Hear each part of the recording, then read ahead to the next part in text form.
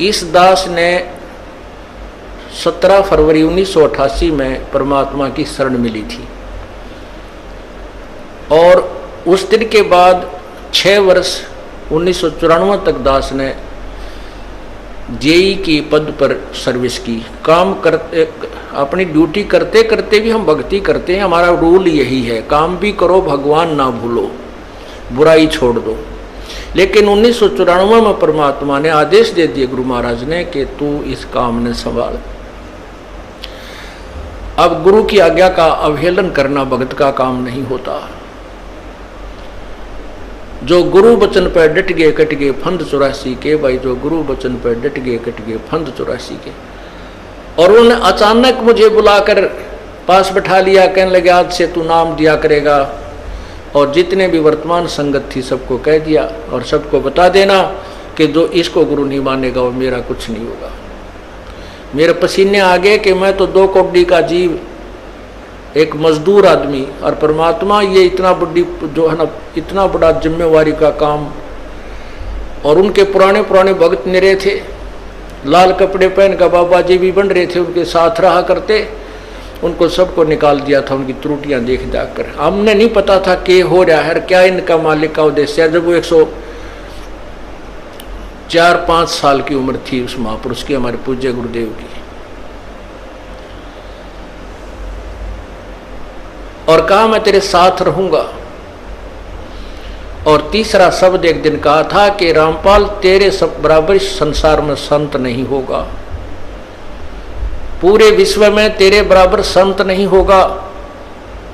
अब इस दास का और संत का के मेल था। हम तो भगत थे, दास थे, भगवान की भक्ति करते थे, अपनी नौकरी भी करते थे, बच्चे भी पालते थे। अब कहते हैं साध वचन पलटे नहीं, चाहे पलट जावा ब्रह्मंड। उनका वचन नहीं पलट सकता, उन्हें जो कह दिया सो कह दिया। तो वही ये फल गया। नहीं हमारी तो घर के ना सुने थे, शुरू में अकेला नाम ले रहा था। बालक भी तो बालक छोटे थे, वो तो घर जैसे कहूँ था मान जाए थे, उनकी माँ नहीं माने। फिर मेरे माता पिता नहीं माने। अगले भाई पुरानी लाग कुकर छोड़ना, बड़े साके में पा आया। फिर परमात्मा से अर्ज करी, धीरे धीरे वो समझन लागे। ना सुनते तो भी बोले जानता बावड़े की तरह। तो धीरे क्यों कान न कैसे बंद करेंगे वहाँ बैठे हुए। तो ये ऐसा निर्मल ज्ञान है, एक बार अंदर का सुबह कैसी सिरंजा जानते काम करेगी दवाई। तो धीरे धीरे कान के माध्यम से ये दवाई भेजी जाती है। और आज देख लो रंग ला दिया परमात्मा ने। उस परम पिता पूज्य गुरुदेव जी की शब्द शक्ति से सब काम चल रहा है और कबीर परमेश्वर हमारे सिर पर रहते। तो परमात्मा उस दिन के बाद सन 1995 में इतने 21 साल के बाद इतने पाठ हम घर घर पाठ किया करते थे। 3 दिन पाठ करते थे और एक दिन पहले जाना पड़ता था। ये दास स्वयं सेवा करता था, घर घर जाके उनके सब जहाँ हमने पाठ करने का स्थान देखना होता था उसकी सफाई करते थे। कईयों का देख का कमरा होता बड़ा सा, उसी में पाठ भी करना, उसी में खाना भी बनाना, उसी में खाना भी उसी में, सोना भी उसी में। तो उस ढंग से अपनी सेटिंग कर लेते हम, इतनी जगह हम पाठ कर लेंगे। तो मेरा जाना अति आवश्यक था उस समय, क्योंकि ये स्टार्ट था भक्ति का और स्टार्ट था इस 500 यज्ञ करने का। किसी को नहीं मालूम था, बच्चे थे सहयोग देने लगे। और धीरे धीरे फिर वो क्या हुआ कि इतने पाठ हो गए कि मुझे नौकरी, पहले तो क्या करता था, शुक्रवार को पाठ प्रारंभ किया। शुक्र शनि ड्यूटी करके सामने चले जाते बृहस्पतिवार को, शुक्रवार को रात में तैयारी करते, शुक्रवार को शनिवार को अब पाठ प्रारंभ करके अपनी नौकरी पर चला जाता। फिर शाम ना आ लेता, शनिवार इतवार की छुट्टी हो जाती। काम चल रहा था वो हफ्ते हफ्ते में हुए, फिर होने लगे डेली। अब अफसर भी दुखी और मैं भी दुखी। तो फिर उस दिन रिजाइन कर दिया परमात्मा के नाम पर। 18 साल की नौकरी होगी थी मेरी। हालांकि कुछ और भी हमारे साथी कह रहे थे भाई अभी 2 साल और डट जाओ आपकी पेंशन बन जाएगी। वाह भैया पेंशन तो करा कितनी बार होगी। जो पेंशन ई बनेगी ना, या कद्दे नहीं बनी थी, या असंख्य जन्मों की पेंशन बन जाएगी। तो वो तो इस बात को नहीं समझे थे, उन्हें तो मुझे मूर्ख ही समझा। और दास की सौभाग्य था कि मुझे नौकरी या मजदूरी मिल गई भगवान की। और उसकी पुण्यात्माओं को दलदल से निकालने की। कहते आत्म प्राण उद्धार ही ऐसा धर्म नहीं, और धर्म तो और भी है, दान करते हैं, भूखों को भोजन देते हैं, असहाय की सहाय करते हैं, लेकिन जो आत्म प्राण उद्धारी ऐसा धर्म नहीं। और धर्म तो ये भी है जो गौशाला बना रखी है, धर्म वो भी है जो चिड़िया ऊपर चुग्गा डाल देते हो पशु पक्षियों को, वो भी विकलांगों के जो ऑपरेशन वगैरह कराए जा रहे हैं वो भी धर्म है, अनाथ आश्रम है वो भी धर्म है। लेकिन जो आज गऊ हैं उनकी सेवा कर रहे हैं, अच्छी है, क्योंकि कोई भी प्राणी है, चाहे भैंस है, पशु है, कोई किसी प्रकार का, सबकी सेवा हमने इसी दृष्टिकोण से करनी चाहिए, क्योंकि सब में एक जैसा जीव है, वो भी धर्म है। लेकिन अब तो वो आज वो गाय है, आज कोई भैंस है, और जन्म होने के बाद फिर वो सूअर की जूनी में जा सकती है, उस बीमारी तो कौन छुटाएगा उसको। तो ये ज्ञान, ये भक्ति, ये आत्मा इस जीव को उद्धार करेगी। वो फिर 84 लाख योनियों में नहीं जाएगा, या तो मनुष्य शरीर होगा, नहीं सतलोक चला जाएगा। तो कहते हैं आत्म प्राण उद्धारी ऐसा धर्म नहीं। और तो इस दास को ये आत्म प्राण यानी जीव आत्मा के उद्धार की मजदूरी मिल गई, और हरस शुक्र मनाता हूं प्रभु, आपने कैसे दया करी इस 2 कोटि के जीव पर।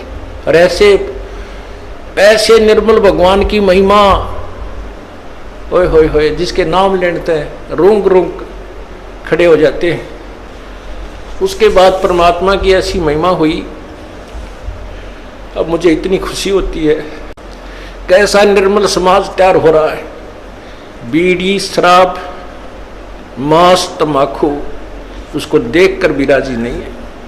अब ये पुण्यात्मा दोनों हाथों दान करते हैं, और हम पहले लूटन पर लगे रहा करते थे, पाप बढ़ाते थे, ये माया साथ नहीं जानी थी कि इतना नरक इकट्ठा कर रहे थे।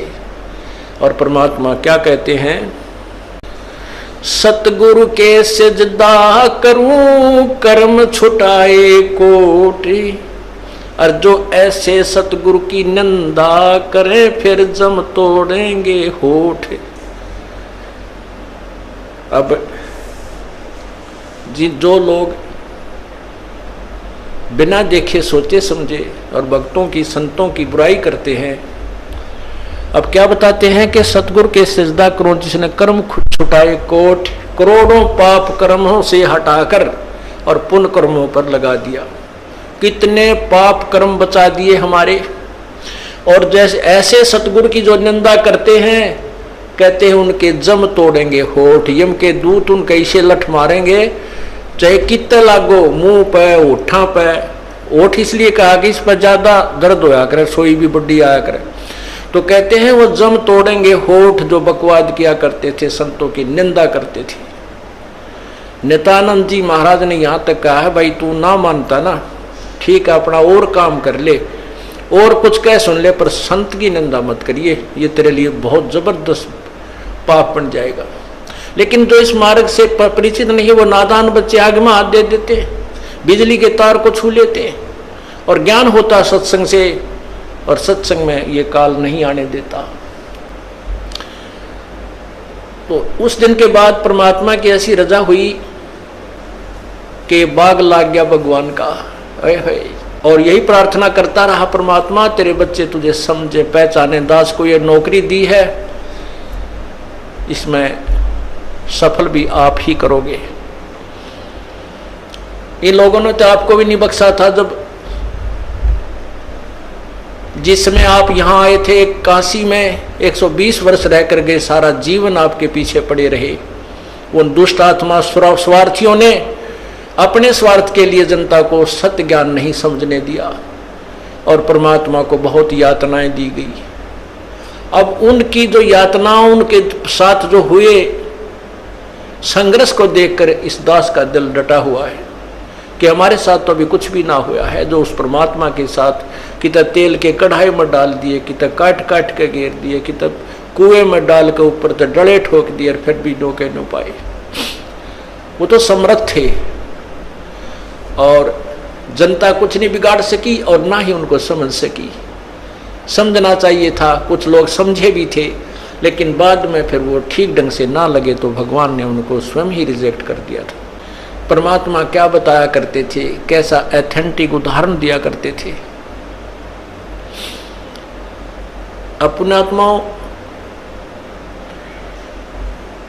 क्या बताते हैं, भाई सिर साटे की भक्ति है और कछु नहीं बात, सिर के साटे पाइयो अवगत अलख अनाथ। अब शीश कैसे देना है, शीश ये नहीं भाई काट के सिर चढ़ा दे भगवान के चरणों में, ऐसे नहीं। जैसे आपको परसों के सत्संग में सुना था कि गुरुदेव को समर्पण कर दिया जाए। समर्पण का अर्थ यह है कि जो आज्ञा दे वही की जाए, चाहे वो बुरा लग रहा है चाहे अच्छा लग रहा है, उसमें हमारा हित है, अति हित होता है। और संत क्या कहते हैं, भाई बीड़ी शराब मांस तम्बाकू ये मत पीना। संत कहते हैं चोरी जारी नहीं करना, डाके ना डालना, किसी की जेब ना काटना, ये महापाप है तेरे लिए। अपना करके खाना बेटा, भगवान भजना, इससे तेरा कल्याण होगा। और हम यही वचन नहीं मानेंगे तो फिर यहाँ स्कूल में आने की आवश्यकता क्या है, इस विद्यालय में सत्संग में आने की आवश्यकता क्या है। हम गलतियां भी गलती पे गलती करते रहे और फिर सत्संग में भी आ रहे हैं तो वो फेल हो जाएंगे विद्यार्थी, वो पास नहीं हो पाएंगे।